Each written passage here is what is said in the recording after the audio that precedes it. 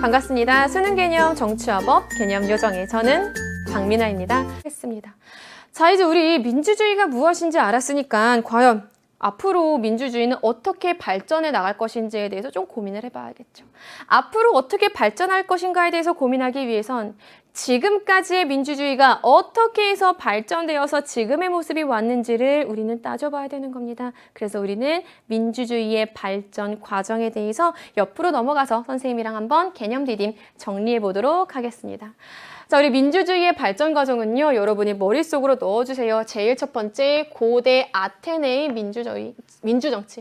두 번째, 시민혁명과 근대 민주주의, 그리고 마지막 현대 민주주의입니다.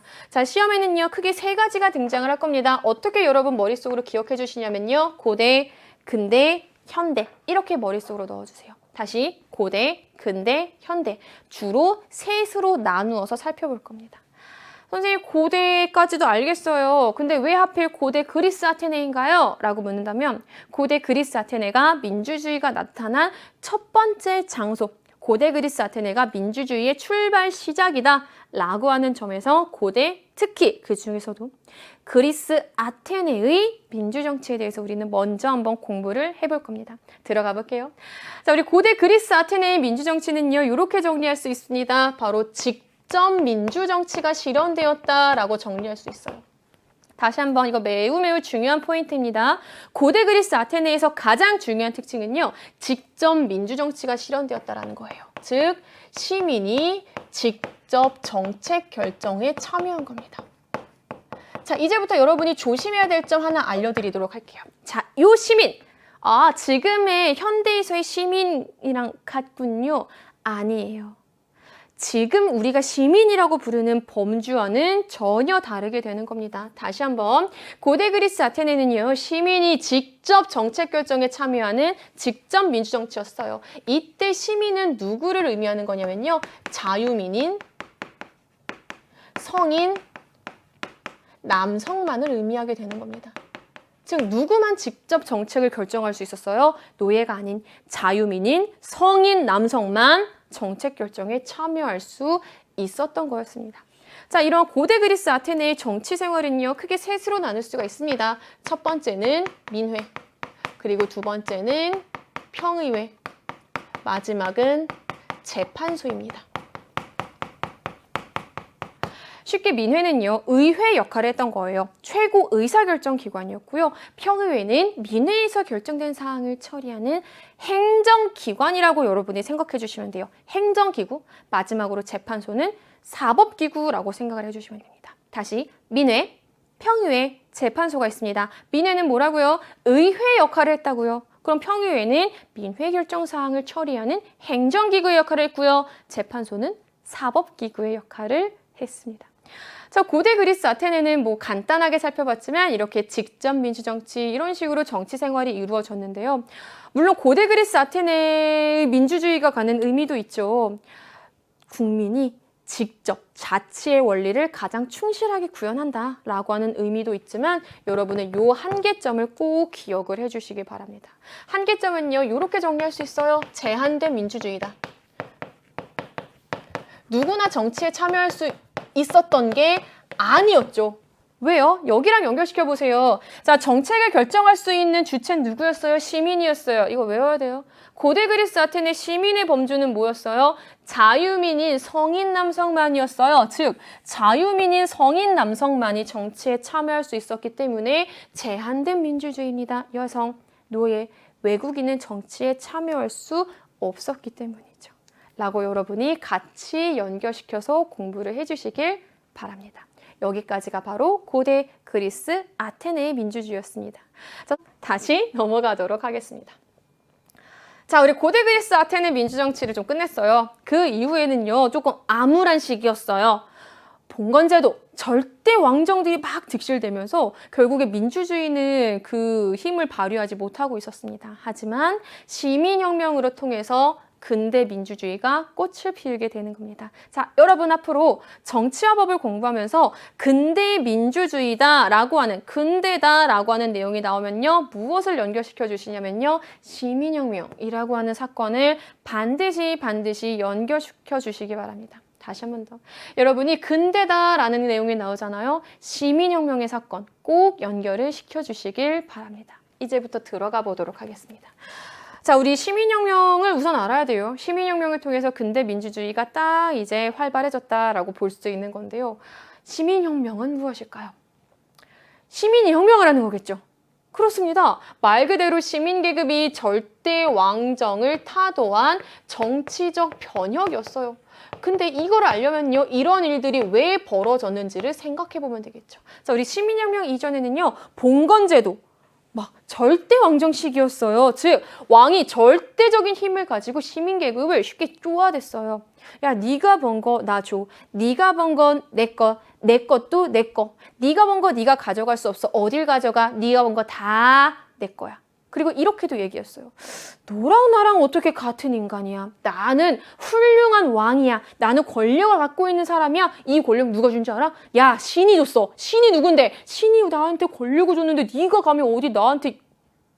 이렇게 신분적으로도 불평등하고 불합리하고 차별이 막 발생했어요. 이러한 구제도의 모순, 봉건제도의 모순, 조금 더 정확히는 봉건제도의 모순을 막 경험하던 시민들이 안 되겠다, 이렇게는 살 수 없다, 우리는 절대왕정을 타도하자 라고 변혁을 일으킵니다. 이게 바로 시민혁명입니다. 생각해보세요.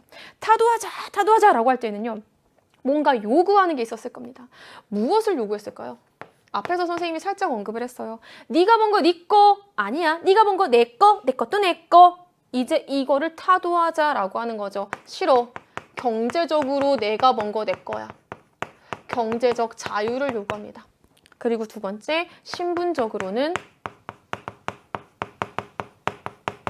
평등을 요구하게 됩니다.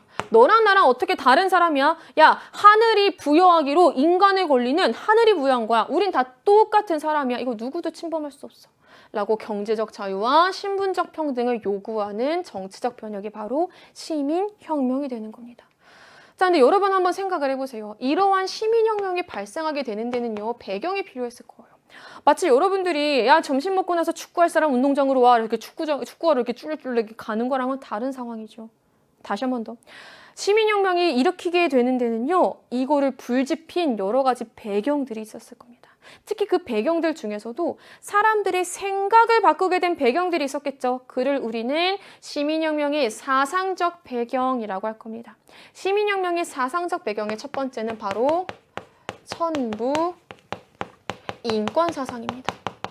하늘이 부여한 인간의 권리가 있기 때문에 우리는 모두 다 평등해. 너는 나에게 뭐라고 할 수 없어. 라고 하는 걸 천부 인권사상이라고 합니다.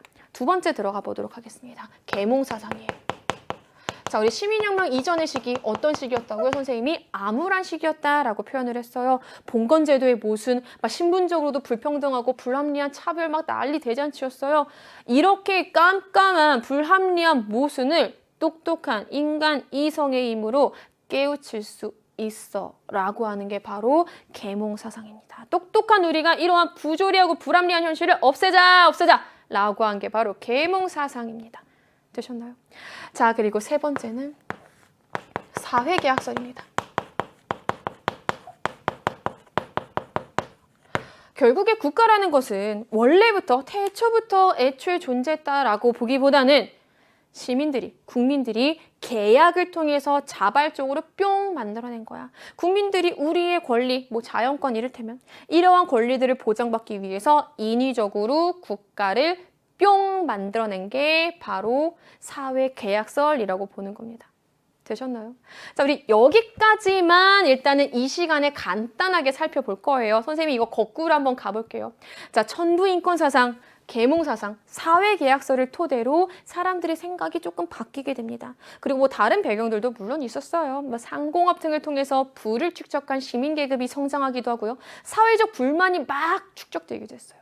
이런 배경을 근거로 변혁이 일어납니다. 무엇을 요구했다고요? 경제적으로 내가 번 거 내가 가져갈 거야. 건들지 마. 신분적으로 너랑 나랑 똑같은 사람이야. 라고 하는 걸 요구하는 시민혁명이 발생하게 되는 겁니다. 되셨나요? 일단 우리 2강에서는 여기까지 자, 우리 여기까지 배운 거예요. 지금 사회계약설의 세 학자 홉스, 로크, 루소까지 공부를 했습니다. 결국에 대표적인 시민혁명은 우리는 일단 알아볼 거예요. 대표적인 시민혁명으로는요. 제일 첫 번째 영국의 명예혁명을 들 수가 있습니다. 그리고 두 번째 미국의 독립전쟁. 전쟁이라고 표현하는 이유는요. 이 미국에서 독립전쟁의 결과 민주적인 정부 형태가 도입되었기 때문이에요. 그래서 우리는 혁명의 범주 안에 미국의 독립전쟁이라고도 표현을 하는 겁니다. 그리고 세 번째는 프랑스 혁명입니다.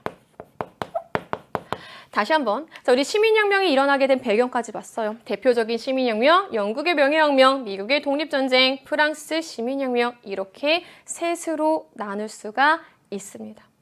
자, 결국에 이러한 시민혁명의 결과, 그 의의가 나오겠죠.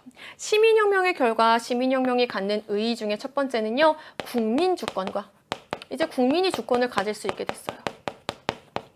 법치주의에 입각한 대의제가 확립되었습니다. 인구가 많아지고 영토가 많아졌기 때문에, 영토가 넓어졌기 때문에 이제는 국민주권과 법치주의에 입각한 대의제가 확립되었고요. 그리고 두 번째, 자유와 평등의 이념이 확산되었습니다. 왜요? 이때 시민계급이 주장한 게 뭐였는데요? 경제적 자유와 신분적 평등이었죠. 따라서 자유와 평등의 이념이 확산되었고요. 그리고 마지막으로는 자본주의 발달에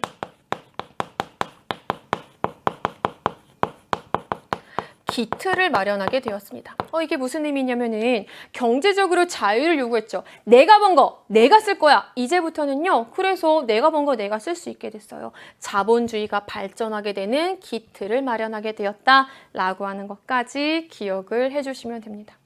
자, 결국에 시민혁명을 통해서 근대민주주의가 이렇게 확립이 되었지만 한계점도 있었습니다. 가장 중요한 한계점은요. 바로 참정권의 제한이었어요. 시민혁명에 참여한 여러 다양한 계층들 중에서 정치에 참여할 수 있는 권한은 누구만 독점했냐면요. 부르주아만 독점을 했어요. 돈이 있는 유산 계급만 독점을 하게 된 겁니다. 자, 우리 시민혁명에 같이 참여했지만 농민 혹은 하층민, 노동자는 참정권을 얻지 못했습니다. 여성, 참정권을 얻지 못했습니다. 때에 따라서는 흑인도 참정권을 얻지 못했습니다. 이렇게 참정권이 제한되었다라고 하는 게 바로 시민혁명, 근대민주주의가 갖는 한계점입니다. 되셨나요?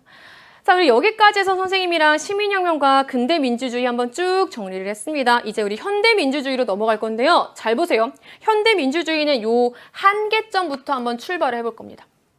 참정권이 제한되었어요. 누구? 노동자, 여성, 흑인의 참정권, 정치에 참여할 수 있는 권리가 제한되었어요. 그럼 어떻게 해야 돼요? 나는 왜 정치에 참여하지 못할까? 슬프다. 이렇게 울고 있는 게 아니죠. 어떻게 해야 돼? 야, 우리는 왜 참정권이 없어?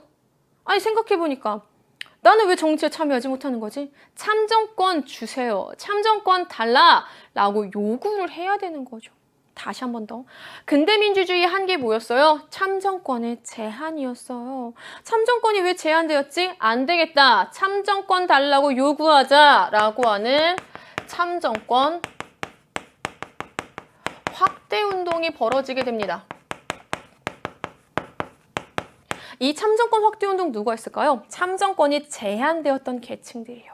제일 첫 번째는 노동자층에 의한 차티스트 운동이 벌어지기도 했고요. 여성의 참정권 확대 운동이 벌어지기도 했고요. 흑인 민권 운동이라고 하는 흑인들도 참정권을 달라라고 요구하게 됩니다.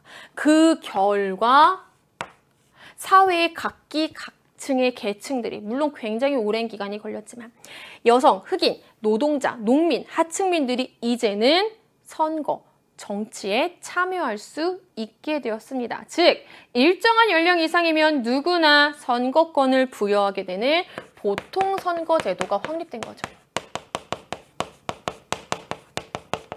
보통선거제도가 확립되었다라는 거는요. 이제 누구나 정치에 참여할 수 있다. 즉 대중이 정치의 전면에 나서게 되는 대중민주주의가 등장하게 됐다라고 하는 의미가 되는 겁니다. 이게 바로 현대민주주의의 첫 번째 특징입니다. 대중민주주의. 자, 우리 이제 현대민주주의의 두 번째 특징 한번 살펴보도록 하겠습니다. 바로 호남민주정치입니다. 이거 우리 호남민주정치 지난 강의에서 공부했었죠. 그러니까 간단하게 간접, 직접 섞은 거다라고 생각하지 마시고 간접민주정치, 대의제의 무언가 단점, 한계점이 있으니까 국민들의 참여를 제도적으로 보완하는 직접 민주제정 요소를 도입한 거구나 라고 하는 호남민주정치가 현대민주주의의 특징 중에 하나가 되는 겁니다. 자, 이 현대민주주의의 특징 이렇게 연결시키세요. 특히 대중민주주의. 대중이 정치의 전면에 나서게 됐습니다. 무엇을 계기로? 보통선거제도가 확립되었어요. 근데 이 보통선거제도 시간이 흐른 다음에 하늘에서 뚝 떨어졌다? 아니다. 참정권을 달라고 요구한 참정권 확대 운동을 배경으로 얻게 되었다라고 하는 것까지 이 한계점과 현대민주주의를 연결시키는 연결고리 꼭 기억을 해주시길 바랍니다. 자, 우리 이렇게 해서 한 판으로 쭉 이제 드디어 왔다 갔다 했었는데 개념 디딤까지 쭉 정리를 했습니다. 이제는